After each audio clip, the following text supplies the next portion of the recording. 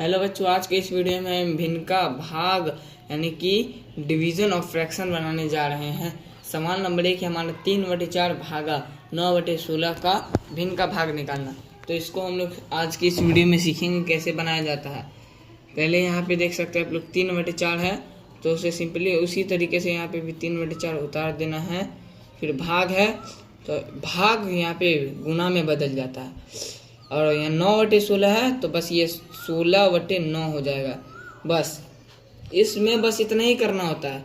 शुरुआत में जैसा रहता है ऐसे सिंपली ऐसा उतार देते हैं, फिर भाग गुना में बदल जाता है। फिर यहाँ जैसे है ना, इसको पलट देता है। जैसे 9/16 है तो 16/9 हो जाएगा। बस अब तो ये भिन्न का गुना में बदल गया। अब इसे काट दीजिए। 4 एकम 4, 4 चौके 16, 3 एकम 3, 3 तिया 9। बच गया हमारे पास 1 गुना 4 बटे 1 गुना 3, 4 एकम 4 बटे 3 एकम 3। ये हो गया हमारा आंसर। समझ में आया आप लोगों को?